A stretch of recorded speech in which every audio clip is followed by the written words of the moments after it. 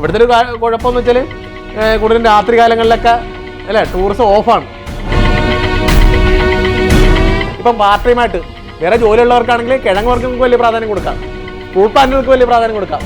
ഇപ്പം കണ്ടിന്യൂസ് കൃഷി മാത്രം പ്രൊഫഷണലായിട്ട് ചെയ്യുന്നവരാണെങ്കിൽ പച്ചക്കറി ചെയ്യാം. വിദേശ രാജ്യങ്ങളൊക്കെ പിള്ളേരൊക്കെ പഠിക്കാൻ പോണ സമയത്ത് പാർട്ട് ടൈം ജോബ് അവിടെ ചെയ്യും അല്ലേ? ഇവിടെ ചെയ്യുക. ഇവിടെയൊക്കെ അതൊക്കെ കൊണ്ടുവന്നേ അതല്ല, പിള്ളേരൊക്കെ ഇവിടെയൊക്കെ നിർത്തണമെന്നുണ്ടെങ്കിൽ അവർക്ക് വരുമാനം വേണം, ഫ്രീഡം വേണം. ഇപ്പോഴത്തെ പിള്ളേരെ സംബന്ധിച്ചോളം അവർക്കൊന്നും ഉപദേശിക്കുന്ന ഇഷ്ടമല്ല. ഫുഡ് വരാത്തൊരു സാഹചര്യം വന്നു. അന്ന് എല്ലാവരും അറിഞ്ഞു കേട്ടാ ഫുഡിന്റെ വില എന്താണെന്ന്. നമുക്ക് ഇതൊക്കെ കിട്ടാതെ വരുമ്പോഴാണ് ഇപ്പൊ തന്നെ ഗ്യാസ് ഷോർട്ട് വന്ന് തുടങ്ങി. അപ്പൊ അതൊക്കെ ഒരു കാര്യം പ്രസന്റ് വരുമ്പോഴാണ് അതിന്റെ വാല്യൂ നമ്മൾ അറിയുന്നത്. അമ്മത്തല്ല ഇപ്പൊ കേരളത്തിലൊക്കെ പ്രളയങ്ങളും കാര്യങ്ങളൊക്കെ ഇടയ്ക്ക് ഉണ്ടാറുണ്ട്. ഇതൊക്കെ മറ്റുള്ള സ്റ്റേറ്റിലൊക്കെ ഒരു ഫാം ആണെന്നുണ്ടെങ്കിൽ അവിടെ മാൻ പവർ വളരെ കുറച്ച് മതി, ഭയങ്കര വ്യത്യാസം. അവിടെ ഞങ്ങളൊക്കെ പോയി കണ്ട ഫാമിലൊക്കെ പശുവിനൊക്കെ ഇങ്ങനെ അഴിച്ചു വിട്ട് ഇങ്ങനെ വളർത്തിയാണ്. ചാണകം പോലും മാറാറില്ല എന്നുള്ളതാണ്. ചാണകത്തിങ്ങനോട്ട് കുഴപ്പമില്ല. അപ്പം അങ്ങനെയുള്ള ടെക്നോളജിയിലൊക്കെ കൊണ്ട് നടപ്പാക്കുക എന്നുള്ളതാണ്. അപ്പോൾ അതുകൊണ്ട് എല്ലാം സിസ്റ്റമാറ്റിക്കായിട്ട് നല്ല എക്സ്പെൻസീവാണ് കേട്ടോ. പൈസ ഭയങ്കരമായിട്ട് ഇൻവെസ്റ്റ് ചെയ്തിട്ടാണ് ചെയ്യുന്നത് എന്നുള്ളതാണ്. അപ്പോൾ അങ്ങനെയൊക്കെ കേരളത്തിലും വരികയാണെങ്കിൽ ആളുണ്ടാവും. അമ്മത്തല്ല ഇവിടെ തന്നെ പിള്ളേർക്കൊക്കെയും പാർട്ട് ടൈം ജോബ് എന്ന രീതിയിൽ കാർഷികമല്ല നന്നായിട്ട് ഇടപെടാനുള്ള രീതി കൊടുക്കണം. ഇപ്പോൾ വിദേശ രാജ്യങ്ങൾക്ക് പാർട്ട് ടൈം ഇവിടെ പോയി കഴിഞ്ഞാൽ അവിടെ വിദേശ രാജ്യങ്ങളൊക്കെ പിള്ളേരൊക്കെ പഠിക്കാൻ പോണ സമയത്ത് പാർട്ട് ടൈം ജോബ് അവിടെ ചെയ്യും അല്ലേ? ഇവിടെ ചെയ്യുക. ഇവിടെയൊക്കെ അതൊക്കെ കൊണ്ടുവന്നേ അതല്ല, പിള്ളേരൊക്കെ ഇവിടെയൊക്കെ നിർത്തണമെന്നുണ്ടെങ്കിൽ അവർക്ക് വരുമാനം വേണം, ഫ്രീഡം വേണം. ഇപ്പോഴത്തെ പിള്ളേരെ സംബന്ധിച്ചോളം അവർക്കൊന്നും ഉപദേശിക്കുന്ന ഇഷ്ടമല്ല അല്ലേ? അവർ വേറെ ഇപ്പം രാഷ്ട്രീയം എന്ന് വെച്ചാൽ അവർക്ക് പിള്ളേർക്കൊന്നും ആർക്കും ഇല്ല. ഒരു രാഷ്ട്രീയ പാർട്ടിയോടും ഒരു കൂറൊന്നുമില്ല. അവർക്കെന്ന് വെച്ചാൽ നന്നായിട്ട് അവരുടെ സെറ്റപ്പിലനുസരിച്ച് നല്ല സുഖകരമായിട്ട് ജീവിക്കാനുള്ള സാഹചര്യമാണ് അവർ നോക്കുന്നത്. വരുമാനം വേണം. അപ്പോൾ അവരൊക്കെ കൂടുതലും ചേക്കേറുന്നത് അതാണ്. അപ്പോൾ ആ സൗകര്യങ്ങൾ ഇവിടെ ഇടയ്ക്ക് കൊടുക്കുക എന്നുള്ളതാണ്. ഇവിടുത്തെ ഒരു കുഴപ്പമെന്ന് വെച്ചാൽ കൂടുതലും രാത്രി കാലങ്ങളിലൊക്കെ അല്ലേ ടൂറിസം ഓഫാണ്. ഞാൻ കോഴിക്കോടൊക്കെ ബീച്ചിലൊക്കെ വയനാട് പോയിട്ട് കോഴിക്കോട് പോയിട്ട് രാത്രി വന്ന സമയത്തൊക്കെ ആണെങ്കിൽ അവിടെ ആക്റ്റീവാണ്. അപ്പോൾ ഈ ഒരു സാഹചര്യം കേരളത്തിൽ മുഴുവൻ ഉണ്ടാക്കി കൊടുക്കാൻ നല്ലതായിരിക്കും. ലൈറ്റൊക്കെ അല്ലേ, ഫുൾ ലൈറ്റൊക്കെ ഇടുന്ന സ്ഥലത്തൊക്കെ ആൾക്കാർ ഇപ്പം പെരുമ്പളം പാലത്തിലൊക്കെ ആൾക്കാരൊക്കെ ഒരുപാട് പേര് അങ്ങോട്ട് ഒഴുകി എത്തിയാണ്. അപ്പൊ ജനങ്ങള് പണ്ടത്തെ പോലെ അല്ല, പുറത്തിറങ്ങാൻ ആഗ്രഹിക്കുന്ന ഒരു ടൈമാണ് രാത്രി. അപ്പൊ അതിനുള്ളൊരു സാഹചര്യം ഇപ്പം പണ്ടത്തെ പോലെ ഈ എല്ലാവരും ബിസിയാണ്. പകല് പരമാവധി ആൾക്കാരും ജോലിക്ക് പോയാണ്.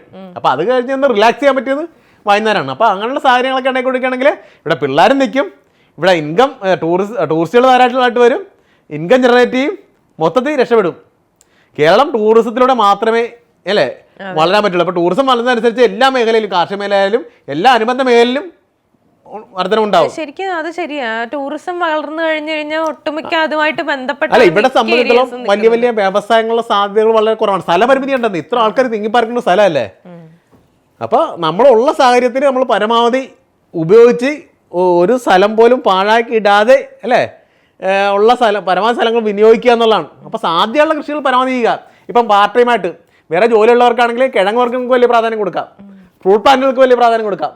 ഇപ്പം കണ്ടിന്യൂസ് കൃഷി മാത്രം പ്രൊഫഷണലായിട്ട് ചെയ്യുന്നവരാണെങ്കിൽ പച്ചക്കറി ചെയ്യാം.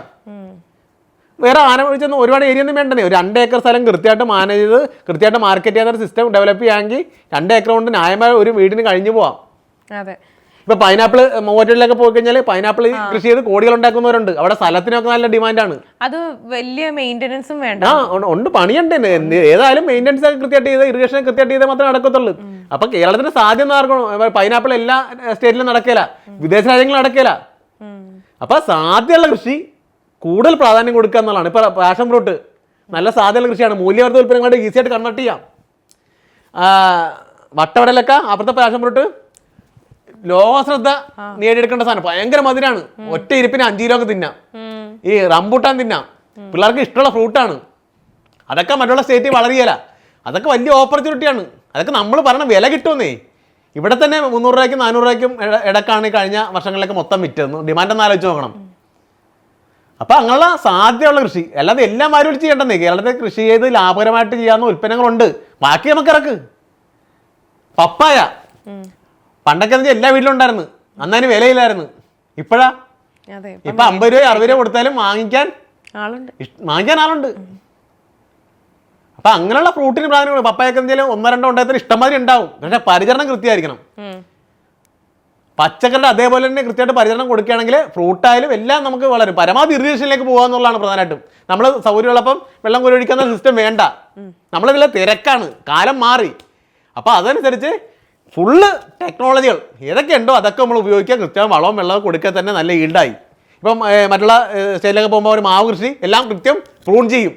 നമ്മളിവിടെ തന്നെ പ്രൂണിംഗ് ഒന്നും നമ്മളങ്ങനെ കാര്യമായിട്ട് ചെയ്യാറില്ല. അപ്പോൾ എല്ലാം ആ ഒരു സിസ്റ്റത്തിനനുസരിച്ച് നടക്കുകയാണെങ്കിൽ നല്ലതായിരിക്കും. അതെല്ലാം നമ്മൾ ഓർമ്മപ്പെടുത്താനുള്ള സംവിധാനങ്ങൾ വേണം. നല്ല കൃഷി ഉദ്യോഗസ്ഥരൊക്കെ ഉണ്ട്, അവരൊക്കെ പരമാവധി പ്രയോജനപ്പെടുത്തിക്കൊണ്ട് കേരളത്തിലെ കാർഷിക മേഖലയിൽ അല്ലേ നന്നായിട്ട് വളർച്ച ഉണ്ടാക്കാനായിട്ട് കഴിയണം.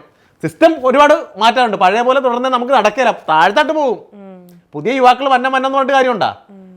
അതനുസരിച്ച് അവരെ പിടിച്ചു നിർത്താൻ വരുമാനം ഉണ്ടാക്കുന്ന രീതിയിലേക്ക് വരിക എന്നുള്ളതാണ്. അവർക്ക് ഫ്രെയിം കൊടുക്കുക. കൃഷി വകുപ്പിൻ്റെ മാസികയെ പോലും യുവാക്കൾക്ക് പ്രാധാന്യം കൊടുക്കുക ഇല്ലേ? എല്ലാ ആ സമയത്ത് ഏറ്റവും ലൈവായിട്ട് നിൽക്കുന്ന കൃഷിക്കാരുടെ പടം വേണം വരാൻ. അല്ലാതെ കുറേ പടങ്ങൾ വന്നിട്ട് കാര്യമുണ്ട്. ഞാൻ എൻ്റെ മാസികയിലൊക്കെ പടം വരാറുണ്ട്. പക്ഷെ അതൊക്കെ നമുക്ക് കിട്ടുന്നൊരു മൈലേജ് ചെറുതല്ല അല്ലേ? അപ്പോൾ ആരും എനിക്ക് തന്നെയാലും കാർഷിക മേഖലയൊക്കെ അപ്ഡേറ്റ് ഓരോ സമയത്ത് അപ്ഡേറ്റ് നിൽക്കുന്ന സമയത്ത് ഓരോ അവാർഡുകൾ നമുക്ക് പലപ്പോഴും കിട്ടിയിട്ടുണ്ട്. അതൊക്കെ നമുക്ക് കിട്ടുന്നൊരു മോട്ടിവേഷൻ, അംഗീകാരമാണെന്നേ. മാത്രമല്ല എനിക്ക് അത് മാത്രമല്ല, കാർഷകനായിട്ട് എനിക്ക് 25 മേൽ ഷോപ്പുകൾ ഇനാഗ്രേറ്റ് ചെയ്യാൻ പറ്റിയെന്നുള്ളതാണ് ഞാൻ ഏറ്റവും വലിയ ഒരു മൈലേജ് ആയിട്ട് കാണുന്നത്. ജന്മത്തെ നമുക്ക് ചെയ്യാൻ പറ്റുമെന്ന് ഓർത്തതല്ല. അപ്പം കൃഷിക്കാരൊക്കെ ആ ഒരു രീതിയിലേക്ക് വരുന്നൊരു കാലഘട്ടം ഉണ്ടാകണം. എങ്കിൽ മാത്രമേ അല്ലേ വരുമാനം കിട്ടുന്ന മേഖലയിലേക്ക് മാറ്റാൻ കഴിയണം. അവർക്കൊരു ഉറപ്പ് കൊടുക്കണം. ഇപ്പോൾ ഒരു പഞ്ചായത്തിലായാലും ഒരുപാട് കൃഷിക്കാരൊന്നും പ്രൊമോട്ട് ചെയ്യണ്ടെന്നേ. ഒരു 10 പേരെ ഫുള്ള് സപ്പോർട്ട് കൊടുത്ത് നിൽക്കുക. ബാക്കിയുള്ളവർക്കെല്ലാം തയ്യും അല്ലേ, ബാക്കി പുറകെ എല്ലാം അതിൻ്റെ ഘട്ടത്തിനനുസരിച്ച് സപ്പോർട്ട്. അടുക്കളത്തോട്ടങ്ങൾക്ക് വല്ല പ്രാധാന്യം കൊടുക്കുന്ന വേറെ സ്കീം ഡെവലപ്പ് ചെയ്യുക. പൈലറ്റ് അടിസ്ഥാനത്തിലുള്ള രീതിയിലെല്ലാം നടപ്പായി കഴിഞ്ഞാൽ വലിയ ആളുണ്ടാവും. ഇപ്പം ഈ സർക്കാരിൻ്റെ ഒരുപാട് പദ്ധതികളുണ്ട്. ഇതൊക്കെ ശരിക്കും എല്ലാവരിലേക്കും എത്തുന്നുണ്ടോ അതോ അത് പേപ്പറുകളിൽ മാത്രമേ ഉള്ളൂ? സർക്കാരിൻ്റെ പ്രോജക്റ്റൊക്കെ നമ്മൾ എല്ലാം കൃത്യമായിട്ട് ചോദിച്ച് വാങ്ങിച്ചെല്ലാം കറക്റ്റ് ചെയ്ത് വേണ്ട രീതിക്ക് ഉപയോഗിക്കുക എന്നുള്ളതാണ്. സർക്കാരാകുമ്പം പരസ്യ സംവിധാനങ്ങളെ കുറവായിരിക്കുമല്ല. അപ്പം നമ്മൾ ആവശ്യക്കാരായിരിക്കണം. നമ്മൾ ആ രീതിക്ക് നിന്ന് കൃഷി ഭവനൊക്കെ ആയിട്ട് ഡയറക്റ്റ് കൃഷി ഓഫീസറൊക്കെ ആയിട്ട് കറക്റ്റ് ഡീൽ ചെയ്ത് പോകണമെങ്കിൽ നമുക്ക് ആ മേഖലയിലൊക്കെ നമുക്ക് എല്ലാ ആനുകൂല്യങ്ങളൊക്കെ നമുക്ക് വാങ്ങിച്ചെടുക്കാനായിട്ട് പറ്റണം. അല്ലാതെ വെറുതെ എല്ലാ മേഖലയും പോരായ്മകളൊക്കെ ഉണ്ടാവും. വെറുതെ കുറ്റം പറഞ്ഞിട്ട് കാര്യമുണ്ടോ? അപ്പോൾ കുറ്റം പറഞ്ഞിട്ടിരിക്കാനേ പറ്റുള്ളൂ. നമ്മൾ പോസിറ്റീവായിട്ട് ചിന്തിക്കുക. നമ്മളാണ് ആവശ്യക്കാർ.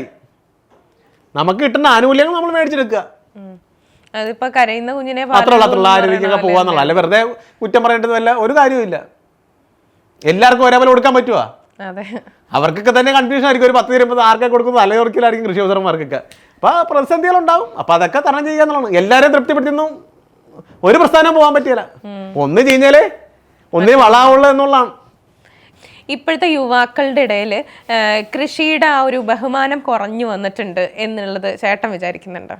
ഇല്ല, എനിക്ക് തോന്നുന്നത് കൂടിയിട്ടുണ്ടല്ലേ. ആ തുടക്ക സമയത്തൊക്കെ കൃഷി എന്ന് വെച്ചാൽ ഭയങ്കര ഇതാണ്. പക്ഷെ ഇപ്പൊ കുറെ കൂടെയൊക്കെ മൈലേജ് ഉള്ള സാധനമായിട്ട് കൃഷി മാറിയിട്ടുണ്ട് കേട്ടോ. പല സ്ഥലത്തൊക്കെ അംഗീകാരം കിട്ടുന്നുണ്ട്. ഒരു പരിപാടിയൊക്കെ വന്നാലും കൃഷിക്കാർക്ക് ഒരു അംഗീകാരം കൊടുക്കുന്നുണ്ട്. അതൊരു വലിയ മാറ്റമാണ്. ഇനിയിപ്പം ആ ഒരു മാറ്റത്തിൽ നിന്ന് വലിയൊരു മാറ്റത്തിലേക്ക് കൊണ്ടുവരണമെന്നുണ്ടെങ്കിൽ അവർക്ക് വരുമാനം പ്രധാനമായിട്ടാണ്. വരുമാനം പ്ലസ് സർവീസ് അല്ലെ, ഒരു സേവനം കൂടെയാണ് അല്ലെ. രാജ്യത്തെ പട്ടാളക്കാരെ പോലെയാണ് കൃഷിക്കാർ. നമ്മൾ ഈസി ആയിട്ട് എല്ലാ ഫുഡും നമ്മുടെ തീന്മേശയിലേക്ക് എത്തുന്നതിന്റെ വാല്യൂ അറിയാൻ മേലാത്തതാണ്. 2018 പ്രളയത്തിന് ഒരു 3 ദിവസം ഫുഡ് വരാത്തൊരു സാഹചര്യം വന്നു. അന്ന് എല്ലാവരും അറിഞ്ഞു കേട്ടാ ഫുഡിന്റെ വില എന്താണെന്ന്. നമുക്കിത് കിട്ടാതെ വരുമ്പോഴാണ്. ഇപ്പൊ തന്നെ ഗ്യാസ് ഷോർട്ട് വന്ന് തുടങ്ങി. അപ്പൊ അതൊക്കെ ഒരു കാര്യം പ്രസന്റ് വരുമ്പോഴാണ് അതിന്റെ വാല്യൂ നമ്മൾ അറിയുന്നത്. അമ്മത്തല്ല ഇപ്പൊ കേരളത്തിലൊക്കെ പ്രളയങ്ങളും കാര്യങ്ങളൊക്കെ ഇടയ്ക്ക് ഉണ്ടാറുണ്ട്. ഇതൊക്കെ മറ്റുള്ള സ്റ്റേറ്റിലൊക്കെ ചിലപ്പോൾ നാളെ ഉണ്ടാകും, എവിടെ വേണം ഉണ്ടാകും, നമുക്ക് നിശ്ചയിക്കാൻ പറ്റിയല്ല. ആ ഒരു കാലഘട്ടമാണ് ഇല്ലേ. അപ്പൊ ആ സമയത്ത് നമുക്ക് ഫുഡിന് ഷോർട്ടും വരരുതും. നമുക്ക് ബേസ് ആയിട്ടുള്ള കുറേ കാര്യങ്ങളും ഉണ്ടായിരിക്കണം. ഇപ്പൊ സർക്കാർ പറയണ് അപ്പൊ കർശനമായിട്ട് എല്ലാവരും കൃഷിയിലേക്ക് ഇടപെടണം എന്ന് പറയുമ്പോൾ ഒന്നും അറിയാൻ വരാതിട്ട് കാര്യമുണ്ടാ. അപ്പൊ ബേസ് ആയിട്ടുള്ള കാര്യങ്ങൾ നമ്മൾ പഠിച്ചിരിക്കുന്നുള്ള. കൃഷി പഠിച്ചെന്ന് പറഞ്ഞാൽ ദോഷമുണ്ടോ നമുക്ക്? ഇപ്പൊ പഠിക്കുന്ന കുട്ടികളായാലും കാർഷിക മേഖലയിലേക്ക് ഇടപെട്ട് തുടങ്ങിക്കഴിഞ്ഞാൽ ഒരു കോഴ്സ് എന്ന രീതിയിൽ കാർഷിക മേഖല അറിഞ്ഞു പോകണം. ഇപ്പൊ വിദേശ രാജ്യത്തിൽ പോകുമ്പോഴായാലും പാർട്ട് വന്ന രീതിയിൽ കാർഷിക മേഖല അവർക്ക് അവിടെ ഇടപെടാം. വെറുതെ ഇരിക്കണ്ടേ. എല്ലാ സ്ഥലത്തും കാർഷിക മേഖല ഓപ്പർച്യൂണിറ്റി ഉണ്ടല്ലോ. ഗാർഡൻ പരിപാലിക്കാം. ഇപ്പോൾ വിദേശ രാജ്യങ്ങളിൽ ചിലപ്പം ഒരു നേഴ്സ് നോക്കുന്ന ഒരു രോഗീനെ ആയിരിക്കും. അപ്പോൾ ബാക്കി ടൈം എക്സ്ട്രാ അവിടെ വരുമാനം കണ്ടെത്താമെന്നാൽ ആ വീട്ടിലെ കൃഷിയോടെ ഒന്ന് മാനേജ് ചെയ്യണമെങ്കിൽ ഒരു 50,000 രൂപയുടെ എക്സ്ട്രാ വരുമാനം കണ്ടെത്താൻ പറ്റിയല്ലേ. അപ്പോൾ അങ്ങനെ ഹാർഡ് വർക്ക് ചെയ്യുക എന്നുള്ളതാണ്. ഹാർഡ് വർക്ക് ചെയ്യുക, അടിച്ചു പൊളിക്കുക. ഇപ്പോഴത്തെ പിള്ളേരുടെ മൈൻഡ് ഇതാണ്. ഈ ചേട്ടൻ ഈ വീഡിയോസും കാര്യങ്ങളൊക്കെ സോഷ്യൽ മീഡിയയിൽ അപ്ലോഡ് ചെയ്യുമ്പോൾ അത് കോണ്ടന്റിനും വേണ്ടി മാത്രമായിട്ടാണ് എന്നുള്ള രീതിയിലേക്കൊക്കെ ആളുകൾ പറയലില്ലേ? അതായത് ഇപ്പോൾ ഇത് യഥാർത്ഥത്തിൽ നടക്കുന്നുണ്ടോ? ഇത്രയും അധികം വിളവെടുപ്പുകൾ അല്ലെങ്കിൽ ഇത്രയും അധികം കാര്യങ്ങളൊക്കെ അവിടെ നടക്കുന്നതാണോ അതിനകത്ത്? അല്ലെങ്കിൽ നിങ്ങൾ മാർക്കറ്റിങ്ങിന് വേണ്ടിയിട്ട് നിങ്ങളത് പറയുന്നതാണോ എന്നൊക്കെ ആളുകൾ ചോദിക്കാറുണ്ടോ? അങ്ങനെയൊക്കെ കുറച്ച് പേരൊക്കെ ചോദിക്കുന്നേ. നമുക്ക് എല്ലാവരെയും നമ്മുടെ വീഡിയോസൊക്കെ ചിലപ്പോൾ മില്യൺ കണക്കിന് ആൾക്കാരായിരിക്കും കാണുന്നത്. എല്ലാവരെയും നമുക്ക് ഒരേപോലെ തൃപ്തിപ്പെടുത്താൻ പറ്റും. ഇപ്പോൾ ഒരു കാര്യം മനസ്സിലാക്കേണ്ടത്, നമ്മൾ നമ്മുടേതല്ലാത്ത ഒരു ഫീൽഡ് നമ്മുടെയാണെന്ന് പറഞ്ഞു നോക്കട്ടെ, ആ വീഡിയോയിലടി കൃത്യമായിട്ട് നമ്മുടെ അല്ലെന്ന് അവിടെ പറഞ്ഞിരിക്കും. കാരണം നമ്മുടെ പ്രദേശത്തുള്ള ആൾക്കാരും എല്ലാവരും കണ്ടിട്ടിരിക്കുകയല്ലേ. അപ്പോൾ നമ്മുടെ ഫീൽഡിൽ നടക്കുന്ന കാര്യങ്ങൾ മാത്രമാണ്. അപ്പോൾ ചില ഫീൽഡിൽ നഷ്ടം വരാറുണ്ട്, അതും നമ്മൾ കാണിക്കും. ലാഭമുണ്ട്, അതും കാണിക്കും. വിളവെടുപ്പ് കാണിക്കും. അപ്പോൾ ആ ഒരു വീഡിയോയ്ക്ക് വേണ്ടിയല്ല നമ്മളിതെല്ലാം ചെയ്യണം. നമ്മുടെ വരുമാനം ഇത്ര നമ്മൾ 10-13 ചേച്ചിമാർക്ക് നമ്മൾ തൊഴിൽ കൊടുക്കുന്നുണ്ട്. 3 പേര് മാർക്കറ്റിംഗ് സമ്മേളനത്തിനുണ്ട്. ഇത്രയും പേരുടെ വീട് കഴിയണം. ഇത് കഴിഞ്ഞിട്ട് എനിക്കൊരു വരുമാനം ഉണ്ടാകണം അല്ലേ. അപ്പോൾ അതെല്ലാം കഴിഞ്ഞ് ഇതെല്ലാം നടത്തിക്കൊണ്ട് പോകാനുള്ളൊരു അല്ലേ സംവിധാനം എല്ലാം വേണം. എങ്കിൽ മാത്രമേ ഒരു പ്രസ്ഥാനം ഓടിക്കാൻ പറ്റുള്ളൂ. നമ്മളല്ലാതെ കുറേ വീഡിയോ എടുത്ത് നടന്നു കഴിഞ്ഞാൽ നടക്കത്തില്ല. സോഷ്യൽ മീഡിയയിലൊക്കെ എന്നാ വരുമാനം കിട്ടുന്നുണ്ട്, ഒരു ആനയാണ് കൂനെയാണ് കിട്ടുന്നൊക്കെ പറയാനേ പറ്റത്തുള്ളൂ. കിട്ടിയൊരു കാലഘട്ടം ഉണ്ടായിരുന്നു.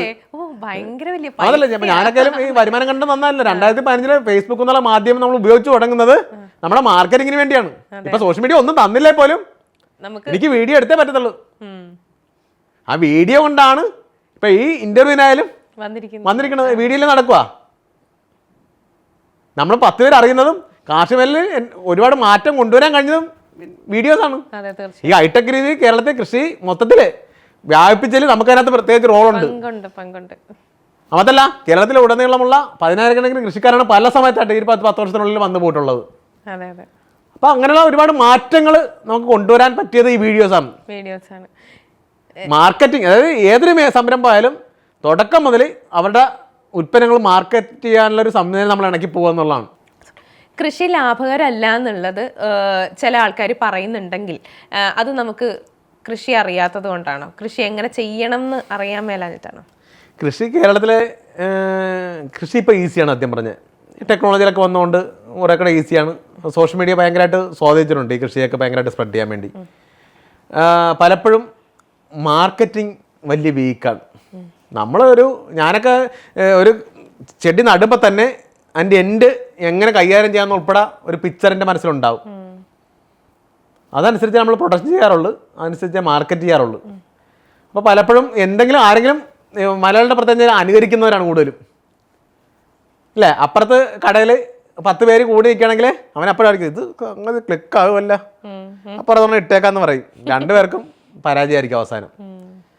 നമ്മുടേതായ നമുക്ക് വിൽക്കാൻ കഴിയുന്ന സാഹചര്യങ്ങൾ ഉള്ള അല്ലെ, നമുക്ക് വിൽക്കാൻ ഏത് സാധനത്തിനാണ് വിൽക്കാൻ സാധ്യതയുള്ളത് അതനുസരിച്ചുള്ള ക്രോപ്പുകൾ കൃഷി ചെയ്യുക എന്നുള്ളതാണ്. പ്രത്യേകിച്ചും 1-2 വിളകൾക്ക് പ്രാധാന്യം കൊടുക്കാതെ വ്യത്യസ്തങ്ങളായ വിളകൾക്ക് പ്രാധാന്യം കൊടുക്കുന്നതായിരിക്കും നല്ലത്. നമ്മുടെ മോഡൽ എന്ന് വെച്ചാൽ അതാണ്. എല്ലാവിധ പച്ചക്കറികളും മിക്ക സമയത്തും വിളവെടുക്കാവുന്ന ഒരു സിസ്റ്റം ഉണ്ട്.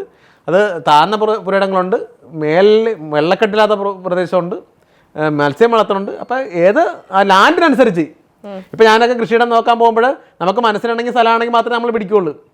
അല്ലെങ്കിൽ നമുക്ക് കംഫർട്ടബിൾ അല്ലെന്ന് തോന്നിക്കഴിഞ്ഞാൽ നമ്മൾ ഒഴിവാക്കും. സ്ഥലം സെലക്ട് ചെയ്യുന്ന ഉൾപ്പെടെ ഉള്ള കാര്യങ്ങൾ അതിനകത്ത് ഉണ്ട് എന്നുള്ളതാണ്. മാത്രമല്ല പലപ്പോഴും പരിചരണം കൃത്യമായിട്ട് കൊടുക്കാറില്ല. നമ്മൾ ആഹാരം കഴിക്കുന്ന അതേ മോഡലിൽ തന്നെ ചെടികൾക്ക് ആഹാരം കൊടുത്താൽ മാത്രമേ അതിൻ്റെ ഔട്ട്പുട്ട് കൃത്യമായിട്ട് കിട്ടത്തുള്ളൂ. അത് ആ രീതിക്ക് കൃത്യമായിട്ട് കൊടുത്താൽ കൃത്യമായിട്ട് വിളവ് എടുക്കാം. അതല്ല ഇപ്പം പണ്ടത്തെ നാടൻ വിത്തുകൾ മാത്രം സംരക്ഷിച്ചിട്ട് പോയിട്ട് കാര്യമുണ്ടാ?